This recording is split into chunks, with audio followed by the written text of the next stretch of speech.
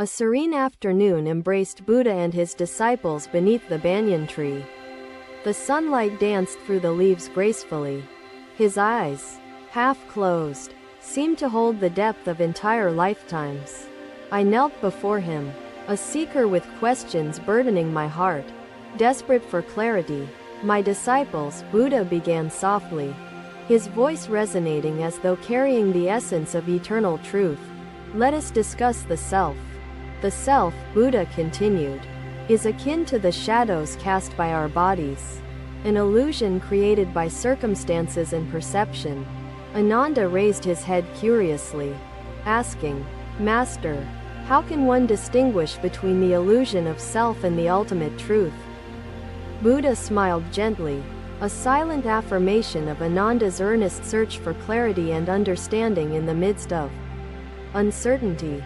The teachings, Buddha explained patiently, are like a finger pointing at the moon, guiding but not substituting for the truth. How do I find myself? His lips curled into a faint smile, as though the question delighted him in its simplicity. The self you seek cannot be found in the outside world, nor in transient accomplishments, Buddha replied gently. Buddha nodded approvingly, his voice steady. Yes. Life flows continuously, embodying transformation, rendering the self an ephemeral construct. Our grasp upon the self, Buddha elaborated, is akin to attempting to hold water. It defies permanence and ownership. What do you see in this stone? Buddha asked, a glimmer of curiosity in his expression. I see a stone, I answered, confused at the nature of the question, as it felt like an obvious truth. And yet, is this stone merely a stone? He continued, his tone suggestive, challenging my limited perspective. What else could it be? Master? I queried, tilting my head in confusion. Let go, Buddha advised. Release attachments and illusions, and life will reveal the truth beneath its transient appearances. The banyan tree seemed to sway, gently, as though harmonizing with Buddha's teachings about impermanence and interconnectedness. This stone exists because of countless causes and conditions. Just as you do. His words sank deep, like seeds planting themselves in the fertile soil of my thoughts. Explain, please, I urged, sensing the depth I failed to perceive. The stone was shaped by rain, wind, and time. Buddha rose slowly, his presence commanding reverence. Yet his humility remained evident in every deliberate movement. The self is like a cloud, Buddha stated calmly. It drifts and changes, but behind it shines the eternal sky. Remember, Buddha reminded them, the teachings are your guide, but the truth is found in your lived experience. As twilight approached, the disciples carried Buddha's wisdom in their hearts, awaiting the dawn of their deeper understanding. The banyan tree stood firm against the night breeze, a witness to the eternal quest for truth and liberation. The stars emerged one by one, illuminating the sky, reflecting the disciples' newfound clarity and interconnected existence. Buddha's voice lingered in the disciples' minds, a timeless echo urging them toward compassion, understanding, and ultimate awakening. Another day began with the soft glow of dawn spreading across the sky, painting it with hues of warmth and promise. Buddha and his disciples journeyed along a forest path, the morning air crisp with the fragrance of blooming flowers. The rustling of leaves and the chirping of birds created a symphony, harmonizing with the rhythmic sound of their footsteps. As they walked, they came upon a merchant struggling to push an overloaded cart up a steep and rugged hill.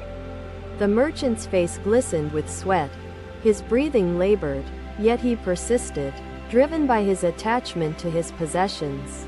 Buddha stopped and observed the scene for a moment, his compassionate gaze resting upon the weary figure of the merchant. Why do you bear such a heavy burden? Buddha asked, his voice as calm as the still waters of a lake. The merchant paused, startled by the question, and replied, these goods are my livelihood. They represent my hard work and success. Buddha turned to his disciples and said, Witness the weight this man carries. His load is more than just physical." The disciples nodded, their eyes filled with understanding as they observed the strain and exhaustion etched on the merchant's face. "To what end do we cling to possessions?" Buddha continued. "If they hinder our journey and burden our spirit?" A disciple named Sariputta stepped forward and asked, "Master, how can we free ourselves from such burdens and find true liberation?" Buddha smiled gently, his wisdom shining through, and replied, "By discerning what truly matters and letting go of unnecessary attachments." He turned back to the merchant and said, "Would you permit me to help lighten your load? Even just a little?" The merchant hesitated, then nodded, a mixture of curiosity and humility evident in his expression as he stepped aside. Buddha began to remove items from the cart, placing them carefully on the ground, reducing the weight with each motion. The merchant watched in astonishment as the cart became lighter, and with it, his own sense of relief grew. "Try now," Buddha urged him, "to push the cart and feel the difference in your burden." The merchant placed his hands on the cart and pushed, finding the task far easier than before. His steps more confident.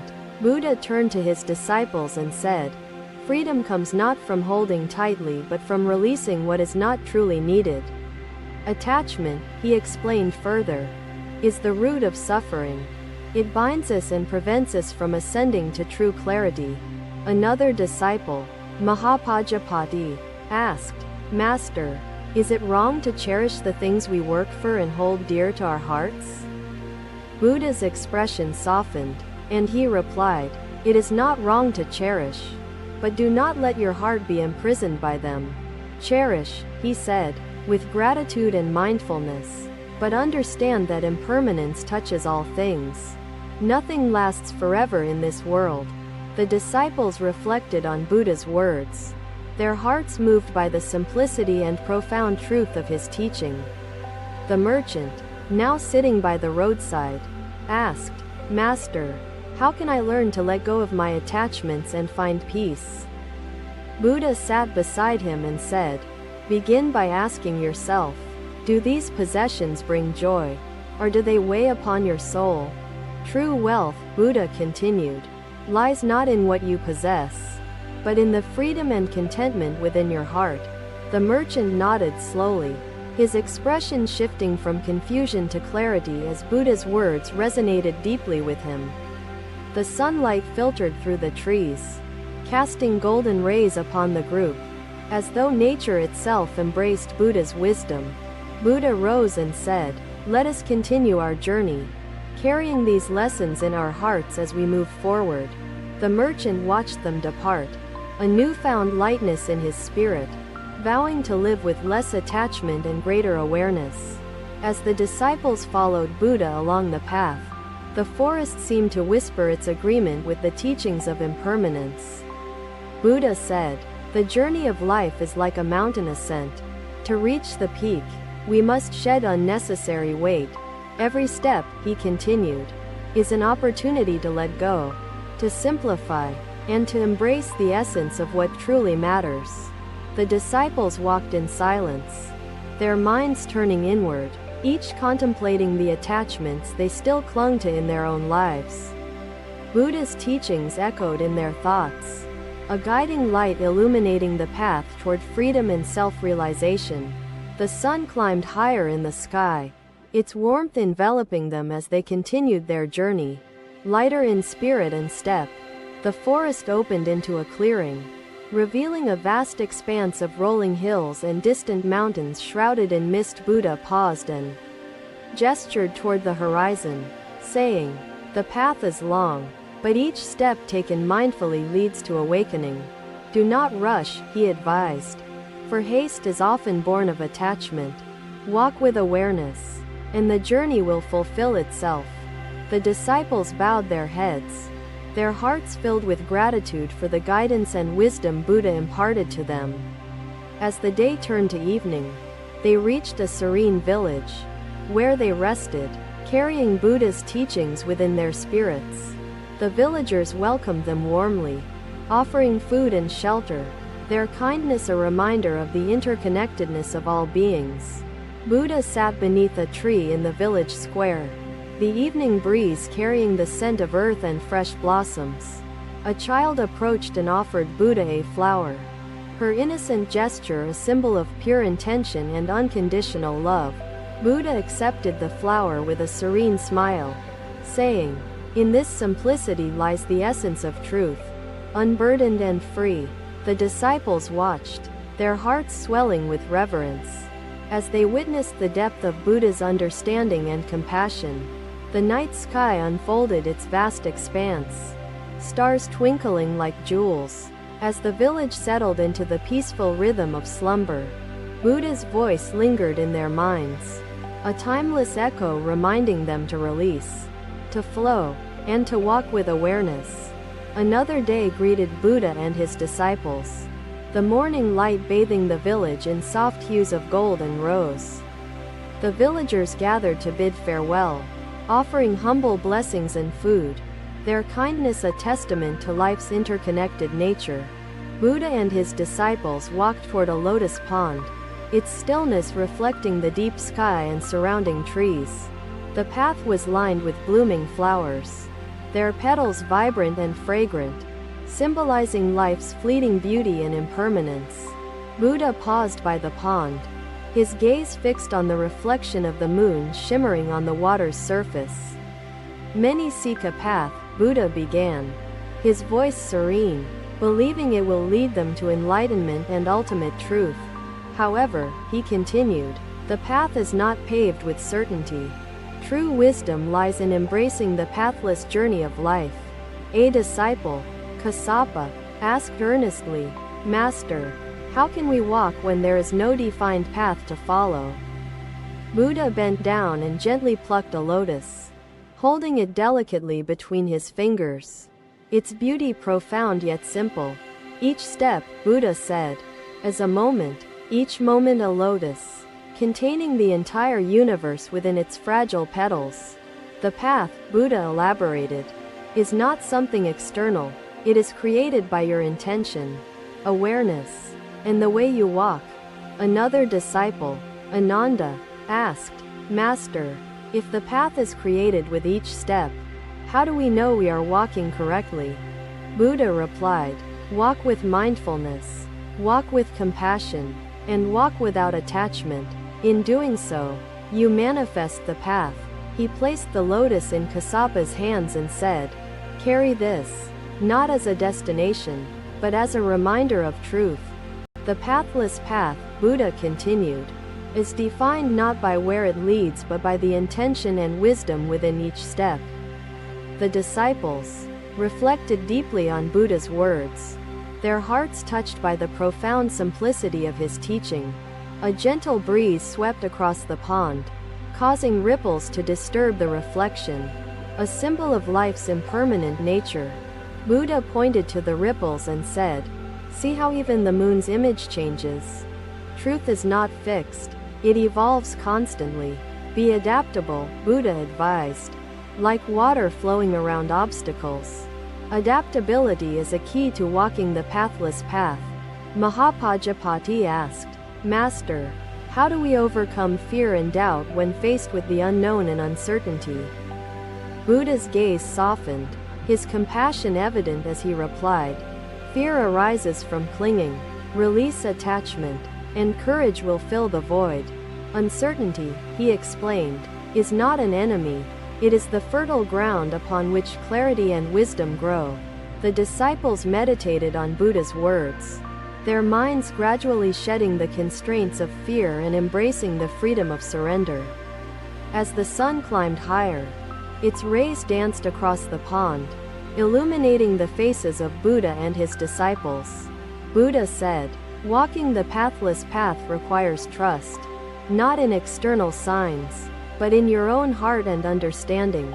Do not seek the destination," Buddha advised, "for the journey itself is the destination, and each moment is eternity." The disciples nodded, their spirits lighter, their minds clearer, as they began to grasp the essence of Buddha's teaching.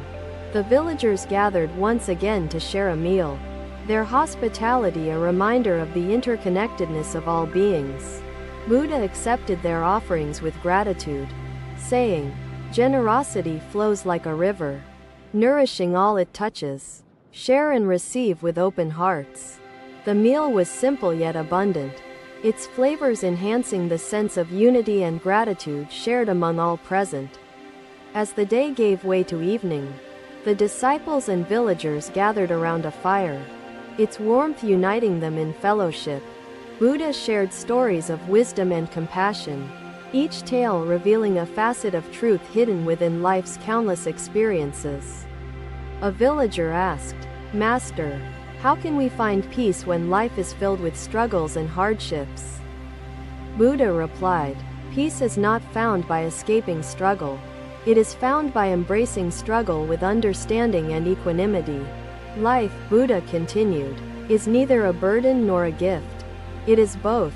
Accept it fully, and peace will emerge." The fire crackled gently, its flames dancing, illuminating the faces of those who listened intently to Buddha's teachings. Buddha said, "Like the flame, life dances and changes. It is beautiful because it is impermanent. Cherish each moment as it arises."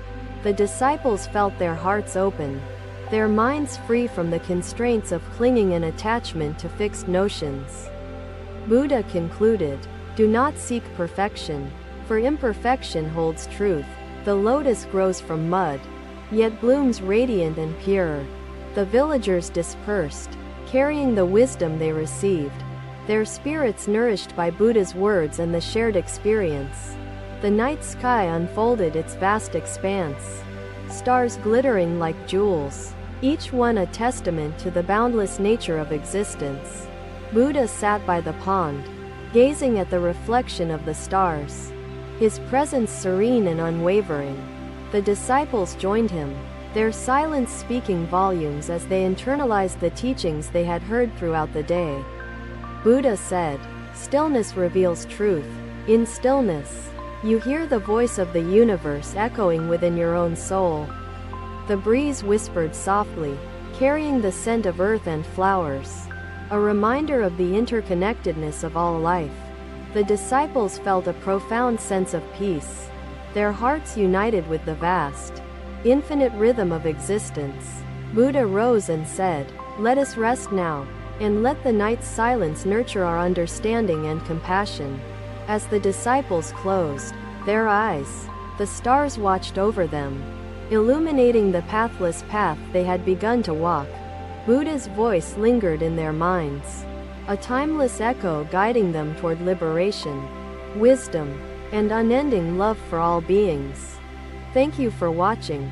Buddha's teachings are always with you. Subscribe to our channel and we will see you in the next video.